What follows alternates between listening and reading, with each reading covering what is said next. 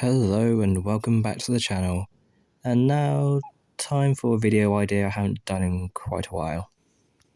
Here is my model railway wish list for 2025. The first video on the subject came out in 2020, and a year later a second video came out. I'm going to quickly sum up the choices I made in the video and explain the status of these ones. To begin with, the model I wanted to see most in double gauge for a long time was the S160, which is now thankfully being made by Rapido Trains. Bellerophon is now being made by KR Models. The Manners are now being produced by two manufacturers, Dapol and Accurascale. The London Transport Sentinel was produced by Hornby, with a tender to go with the loco being produced by CDC Designs at the time. However, I am not sure if it's still in availability. With that being said, let's begin. To start off the list, we have the Southern Railway U-Class. I would probably say this is one of my favourite Southern Railway locomotives out there at the moment, so to see a model of this would be absolutely lovely, to be fair. If a company were to take on the U-Class, they would find a lot of variants they could do, such as the K-Class rebuilds, of which 31806 is one, in preservation. Of course, you have the regular U-Classes, of which there are 3 in preservation, which you could measure up. You could have the U1, which is a 3-cylinder version of the U-Class, which probably wouldn't be that hard to do.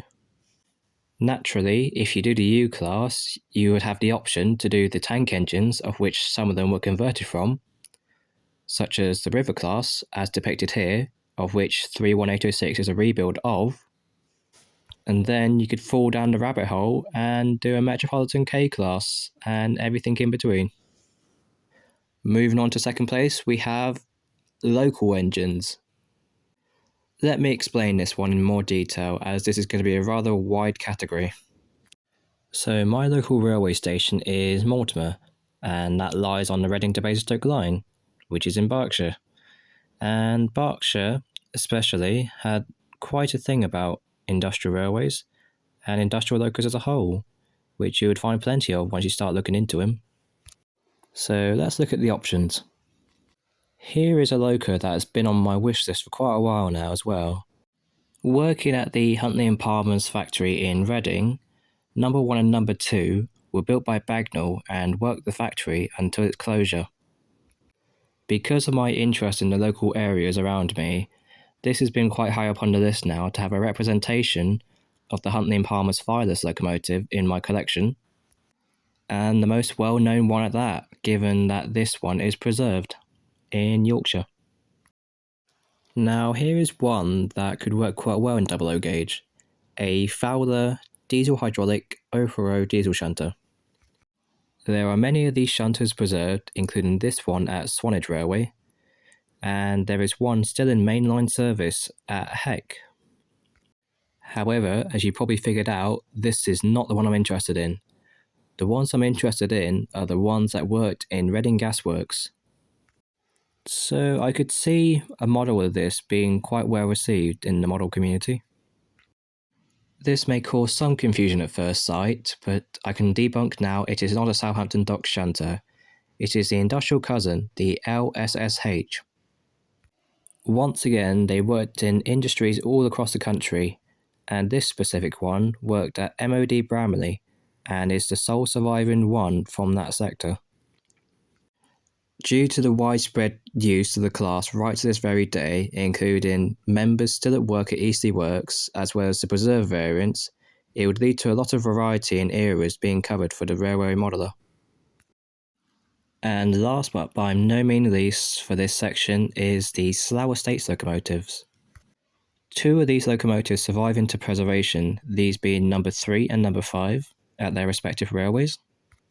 The opportunities that can be made from making these would involve recreating the scenes seen at Slough, but also, due to the 2 preserved members, the money that goes towards purchasing these could be donated to the real-life locos overhauls and getting them back into service. Next up, the Great Western Railway Saint class. This is the missing link in terms of up-to-date toolings in the Great Western Railway 460 range. With every other Great Western 460 in double O gauge at the moment having at least a very decent representation of themselves, the GWR Saint remains as the odd one out, with this being the last version made. A modern specification Saint could have many variants if looked into correctly.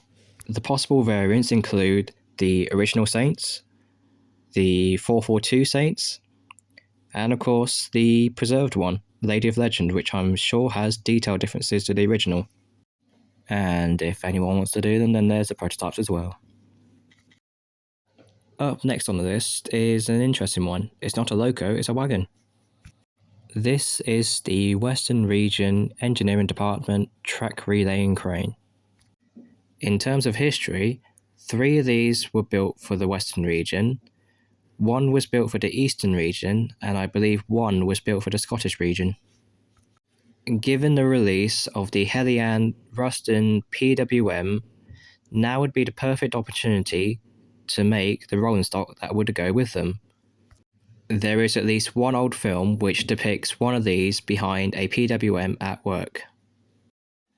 This is the South Eastern Railway R1 class. 13 were built by Stirling for the South Eastern Railway for shunting duties in 1888 to 1890.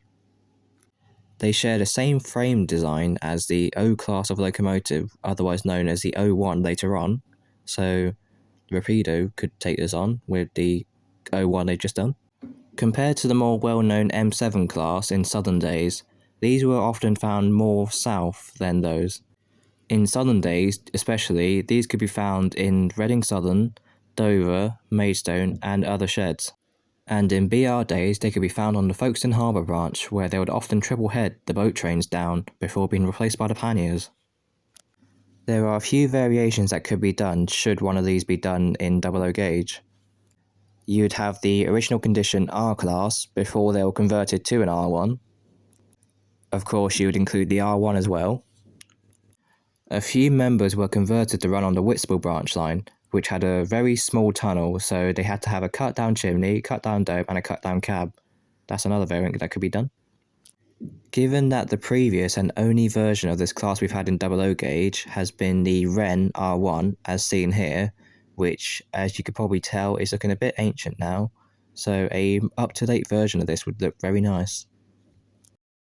Here is number 46202, Princess Anne. Now the number may seem familiar to you, and that is because this is the LMS Turbomotive but rebuilt into a conventional locomotive. When rebuilt, it became somewhat of a hybrid.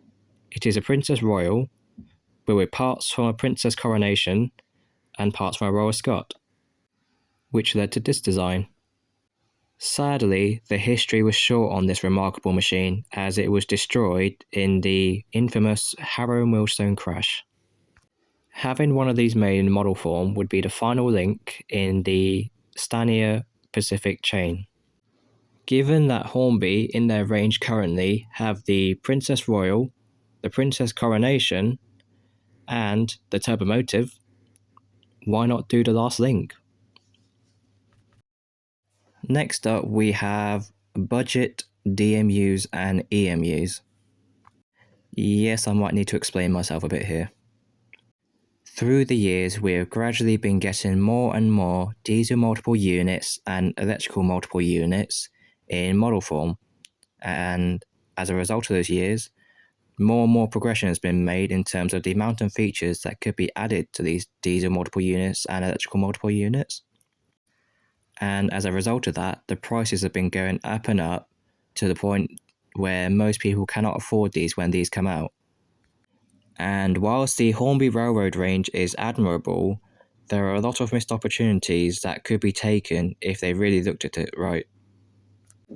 At the moment, the Hornby Railroad range is centred on certain eras such as the steam days and privatisation in terms of locomotives, but DMUs and EMUs don't get that much notice. Many new modelers in the community at the moment grew up on sites like this, a cross-country Voyager. Firstly, There's nothing in the market to counter for this at the moment, apart from second-hand market. But also, when they do come to the market, it's not really affordable. The same as this 159. It's an everyday sight for what would be the joiner modelers at the moment, and yet they're not really affordable enough for them. So a budget version of these models to put into something like the Hornby Railroad range would be highly beneficial, I think, for the new modelers that come in. Diverging from the modern scene, we have these Triang Blue Horman sets from years and years ago, and if they are to be like the Triang HSTs, they could easily be brought back, and yet they're not. It's a missed opportunity, in my opinion. On to the last place on the main list, before going on to honourable mentions and retools. For those who know me really well, will find it really surprising to see an LNER loco on this list. But regardless, here it is, the LNER Gresley K2. It is probably one of the few LNER designs I rather like the look of, most likely due to the fact it's a mogul, but to be fair, it's a nice looking design, in my opinion. Filling the need for a goods loco on the Great Northern Railway roster, the Gresley K1 was built initially. These were to be used on heavy passenger duties and also goods trains, and later a larger boiler was fitted which created the K2 as you see here. To perhaps add more appeal to the modeler, these had a wide range of operation, with King's Cross, Doncaster, Colwick, East Anglia and Scotland being on the cards for these machines throughout their lives. The last K2 also became extinct in about 1962, so the same as the rest of the LNER steam, so there's no reason why they shouldn't be done. The batch that were allocated to the West Highland line received names such as Loch Rannoch, so that would be another variation for modelers. Just like they did on the Great Northern Railway in 1912, they would fill the gap for a goods engine in my LNER fleet. Now on to the honourable mentions. First off, we'll start with the retools. Here we have the modern toolings for both the Hornby West Country as well as the Hornby Unrebuilt Merchant Navy. In my opinion, these are both excellent models. But a tooling that is starting to show its age now is the Hornby Rebuilt Merchant Navy, as seen here in the form of Clan 9. Whilst it's a nice model, when compared to newer models, it doesn't quite stand up, and that smokebox door definitely needs sorting in the next retool. Here are the two of them side by side for comparison purposes. And here are the two rebuilt versions side by side for better comparison. I hope you can see what I mean about the smokebox door. Whilst I know there will be some features on the Hornby Clan line here that wouldn't be present on a new version, it would still be nice to see a retool. Another retool that I think is required is the LNER N2. Again, it's another LNER loco I rather like the look of, and I feel in order to stand up to modern toolings, it needs to be retooled.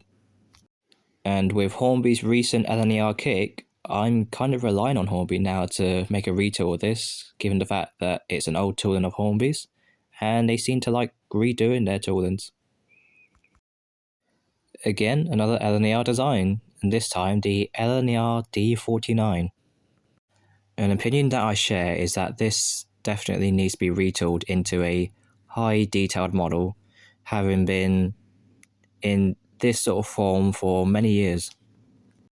Given that these were meant for secondary passenger duties, it would be nice to see a highly detailed D49 be able to haul a decent train, as this one can only haul 6 carriages at most. Goodness me, what has the LNER done to me? Here are some new toolings that deserve an honourable mention. There is a distinct lack of Scottish outline locomotives in model form at the moment.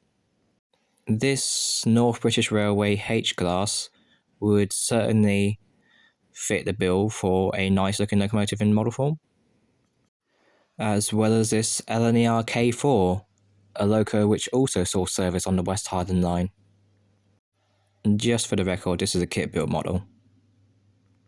A very nice one at that.